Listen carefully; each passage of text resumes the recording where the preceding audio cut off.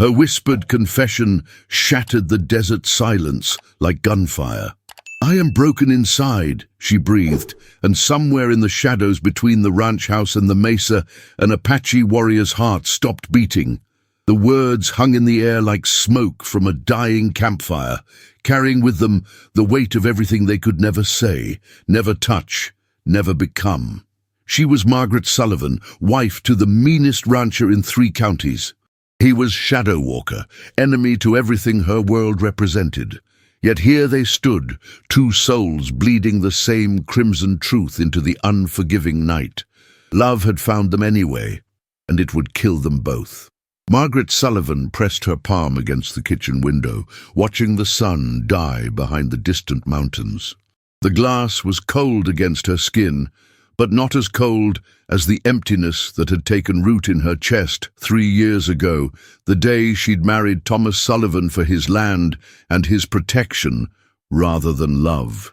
The ranch house stretched around her like a beautiful prison, all polished wood and careful arrangements that meant nothing to her heart slowly turning to stone.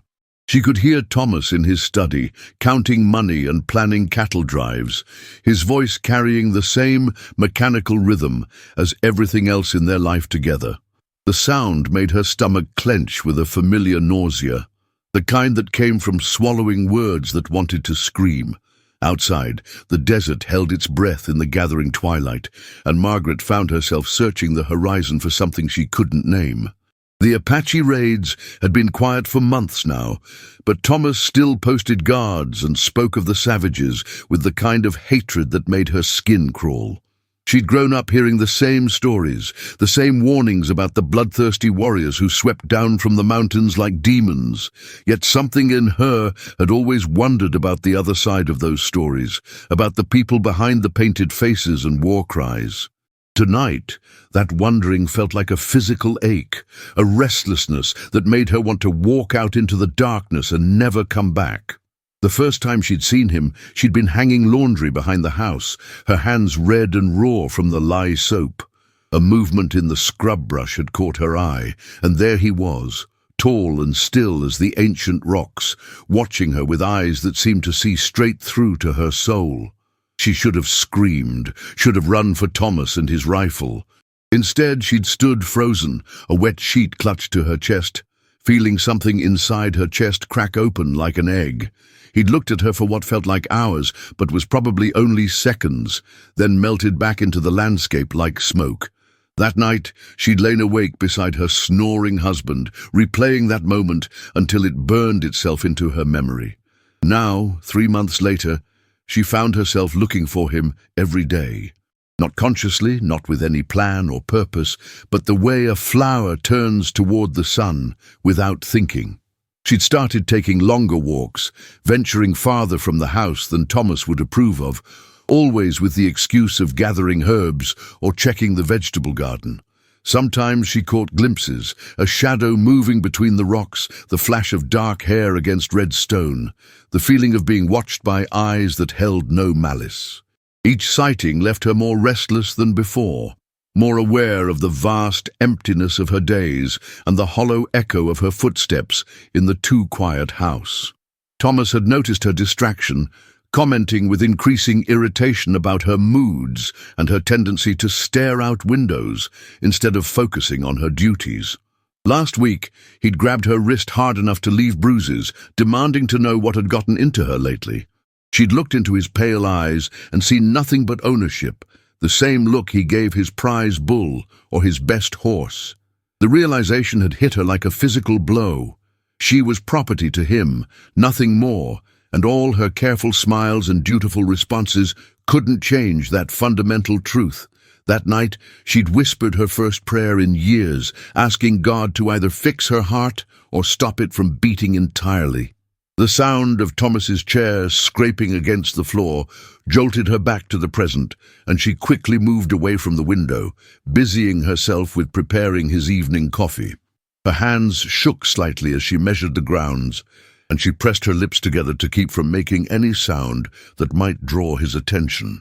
Outside, full darkness had fallen, and somewhere in that darkness, she knew he was out there.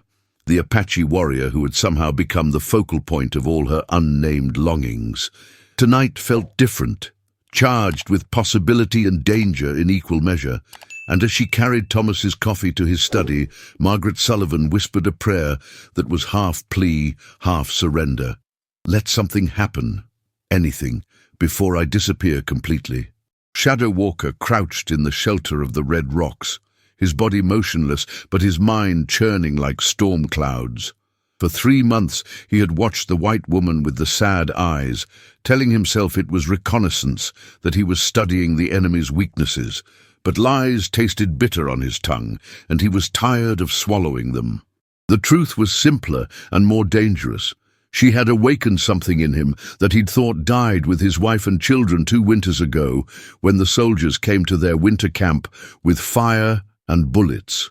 He'd survived that massacre by becoming stone, by letting his heart freeze solid so the pain couldn't reach him. Now this woman, this enemy, was melting that ice with nothing more than the way she moved through her daily tasks like a ghost, haunting her own life. He'd been born Shadow Walker because his grandmother said he moved between worlds, never fully belonging to either the earth or the sky. As a child, he'd thought it was a gift, this ability to see things others missed, to understand the language of silence and shadow. Now it felt like a curse, because he could see the prison this white woman lived in, could read the loneliness in the set of her shoulders and the careful way she held her face when her husband was near. Her pain called to his pain across the divide of race and war, and that recognition was more dangerous than any cavalry charge. His people would call him traitor for even thinking of her as human. Her people would kill them both if they knew he watched her hang laundry and tend her garden with the devotion of a man studying sacred texts. Tonight, something had drawn him closer to the house than ever before, some instinct that whispered of change coming like a storm on the horizon. He'd positioned himself where he could see into the kitchen window, watching her move through the golden lamplight like a figure in a dream. When she'd pressed her hand to the glass and stared out into the darkness, he'd felt the pull so strongly it was like a rope around his chest, dragging him toward something that would destroy them both. Her face in that moment had been so naked with longing that he'd had to close his eyes, feeling like he was witnessing something too private for any man to see. When he'd opened them again, she was still there, still searching the night, as if she could feel his presence. The rational part of his mind catalogued all the reasons this was madness. She was the wife of Thomas Sullivan, the man who'd put bounties on Apache scalps and bragged about the number of his people he'd killed. She was white, raised to see him as less than human, probably terrified of everything he represented. Even if by some miracle she felt the same impossible pull he did, there was nowhere for such feelings to lead, except death and destruction. His own people would exile him if they knew his thoughts, and her husband would torture them both before putting bullets in their heads. Every logical argument pointed toward walking away, returning to his band, and forgetting the white woman with the haunted eyes ever existed. But logic had never been a match for the heart's hunger, and Shadow Walker's heart was starving. For 2 years, he'd moved through his days like a man already dead, going through the motions of living without feeling any of it. He'd fought when fighting was required, hunted when his people needed food, participated in councils and ceremonies with the mechanical precision of a man performing a ritual dance. Inside, he'd been empty, a hollow shell that functioned but didn't truly exist. Then he'd seen her that first day, hanging white sheets that flapped like surrender flags in the desert wind, and something inside him had stirred back to life. It was painful, that awakening, like blood returning to a limb that had gone numb, but it was also proof that he was still capable of feeling something other than rage and grief. As he watched her move away from the window, Shadow Walker made a decision that would have terrified him if he'd allowed himself to think about it too carefully. Tomorrow night, when the moon was dark and her husband was away on his weekly trip to town, he would find a way to speak to her. Not to declare love or make impossible promises, but simply to look into her eyes and confirm what he already knew in his bones, that she was as lost and broken as he was, and that perhaps, in their shared brokenness, they might find something that resembled wholeness. The thought should have filled him with dread, but instead, for the first time in 2 years, Shadow Walker felt his heart remember how to beat with something other than the rhythm of survival. It was a dangerous music, that heartbeat, but it was his own, and he would follow it wherever it led, even if it led to his grave. The days that followed moved like honey through broken glass, each one cutting deeper than the last. Elena found herself standing at her kitchen window longer than necessary, her hands still wet with dishwater, watching the horizon where the mesa met the sky. She told herself she was watching for Thomas, but her heart knew better. Her heart was a traitor, beating out rhythms that had nothing to do with duty and everything to do with the way shadows moved across distant rocks. The coffee grew cold in her cup, forgotten, while she memorized the shape of clouds that might hide a figure she had no right to hope for. Thomas returned on a Tuesday, his horse lathered with sweat, and his eyes holding the kind of exhaustion that came from chasing ghosts across endless desert. He spoke of tracks that led nowhere, of Apache signs that vanished like smoke, of a warrior who moved through the landscape like he was part of it. Elena listened with the appropriate concern of a rancher's wife, nodding at the right moments, asking the question she was supposed to ask. But beneath her ribs, something wild and guilty fluttered like a caged bird. She poured him whiskey and watched his weathered hands wrap around the glass, hands that had never touched her the way her dreams now demanded to be touched. The ranch hands spoke in hushed tones about the Apache who had been seen near the waterholes, always alone, always watching. They cleaned their rifles with extra care and slept with one eye open, but Elena found herself hoping he was safe, hoping he had found water, hoping he remembered the taste of her biscuits. The guilt of these hopes sat in her stomach like swallowed stones, heavy and indigestible. She went through the motions of her life, cooking, cleaning, mending, but every task felt like a performance, every smile a lie she told to keep her world from crumbling. At night, she lay beside Thomas and listened to his breathing, steady and trusting, while her own breath came in shallow gasps. She stared at the ceiling and tried to pray, but the words felt foreign in her mouth. How could she ask for forgiveness for something she wasn't sorry for? How could she repent for a feeling that made her more alive than she had ever been?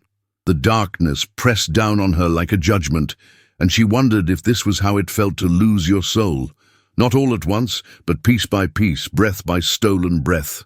The Apache came to her in dreams now, not as the dangerous savage the men described, but as something else entirely. In her dreams, he spoke her name like a prayer, and she understood that some hungers were too deep for civilization to reach. She would wake with tears on her cheeks and Thomas's arm heavy across her waist, and she would know that she was already lost, had been lost from the moment their eyes met across that impossible distance. The morning light felt like an accusation, and she faced each new day knowing she was living a lie that grew larger with every sunrise. When she finally saw him again, 3 weeks later, standing at the edge of the cottonwoods like a question the desert was asking, Eleanor felt something inside her chest crack open like an egg, spilling warmth and terror in equal measure. Walker had been watching the ranch for days, moving like smoke through the arroyos and hidden places where the white man's eyes never looked. He told himself he was gathering information, studying the patterns of the enemy, learning the rhythms of their defenses. But his heart knew the truth that his warrior's mind refused to speak. He had come back for her, for the woman whose brokenness called to his own like a wolf calling to the moon. He had tried to ride away, had pointed his horse toward the sacred mountains where his people waited, but something stronger than duty or survival had turned him back toward this place where love and death wore the same face. She appeared at the well just as the sun reached its highest point, her movements careful and deliberate, as if she knew he was watching. Walker felt his breath catch in his throat as she drew water, her white dress bright against the dusty earth. her hair catching light like spun gold. There was something different about her now, a heaviness in her shoulders that spoke of sleepless nights and guilty dreams. He recognized the weight she carried because he carried the same burden, the terrible knowledge that some hungers could not be starved, some thirsts could not be quenched by anything pure or safe. When she looked toward the trees where he stood hidden, Walker felt the world narrow to the space between her eyes and his. She couldn't see him, he knew, but something in her posture told him she felt his presence like heat from a distant fire. He watched her hand tremble as she lifted the water bucket, watched her lips part as if she might call out to the emptiness. The distance between them felt both infinite and fragile, like spider silk stretched across a canyon. One step forward and everything would shatter. One word spoken and both their worlds would burn.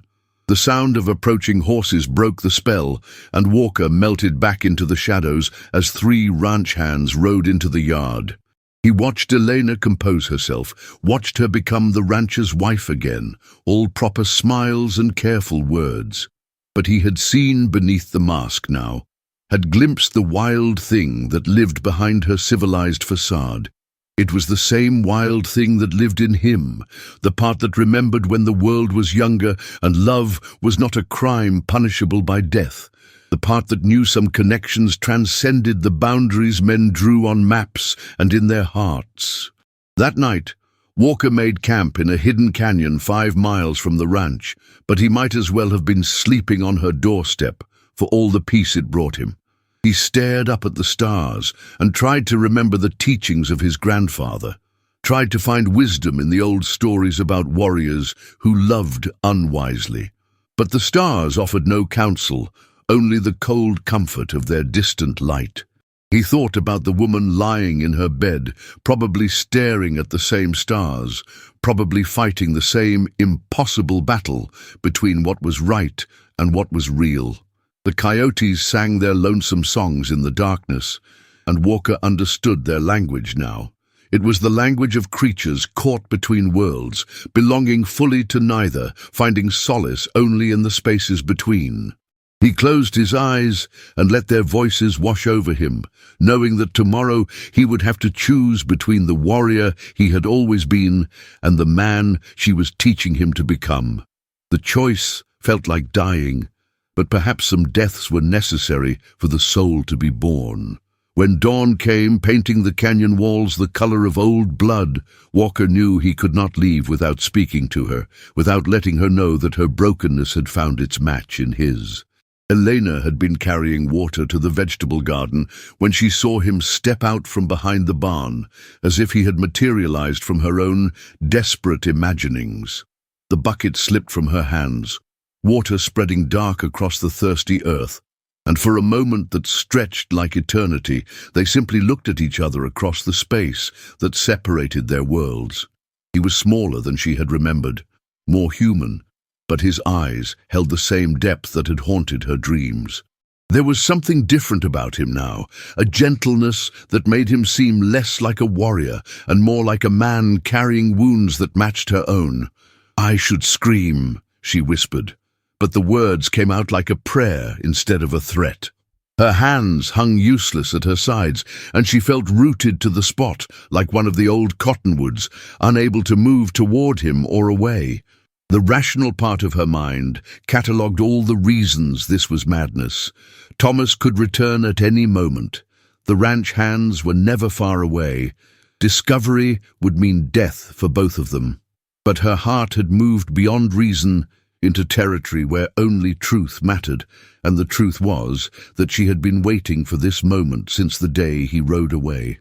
Walker took a step closer, his movements careful and deliberate, like a man approaching a frightened animal.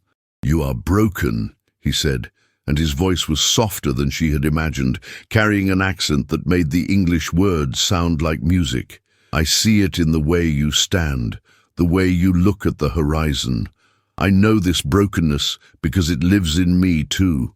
His hand moved to his chest, over his heart, and Elena felt her own heart respond with a rhythm that had nothing to do with fear and everything to do with recognition.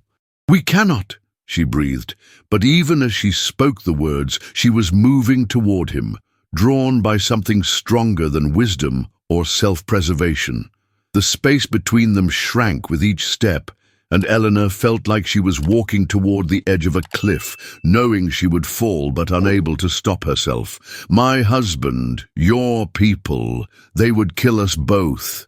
The words tasted like ash in her mouth, but they had to be spoken, had to be acknowledged before they crossed whatever line was waiting for them in the space between heartbeats.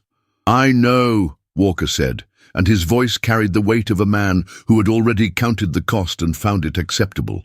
"I have tried to ride away, tried to forget the taste of your kindness, the sound of your voice saying my name. But some hungers cannot be starved, some thirsts cannot be denied. I would rather die knowing you than live forever, wondering what your touch might feel like." He was close enough now that she could see the scars on his hands, the way his hair caught the afternoon light, the pulse beating in his throat like a trapped bird. Elena felt something inside her chest break open, not with pain, but with a relief so profound it made her knees weak. Here was someone who understood the language of her loneliness, who recognized the particular ache of living a life that felt like wearing someone else's clothes. "I dream about you," she confessed, the words tumbling out like water through a broken dam. "I dream about running away to places where no one knows our names, where we could be just a man and a woman instead of enemies." Her voice broke on the last word, and she saw her own pain reflected in his dark eyes. Walker reached out slowly, giving her time to pull away, but Eleanor found herself leaning into his touch as his fingers brushed her cheek. His skin was warm and rough with calluses, and the contact sent electricity through her entire body. "Then, let us have this moment," he whispered, "before the world remembers how to tear us apart. Let us have this one perfect moment before we fall." And Elena knew, with the certainty of a woman who had finally found her way home, that she was already falling, had been falling since the first time she saw him, and that the landing would either kill her or set her free.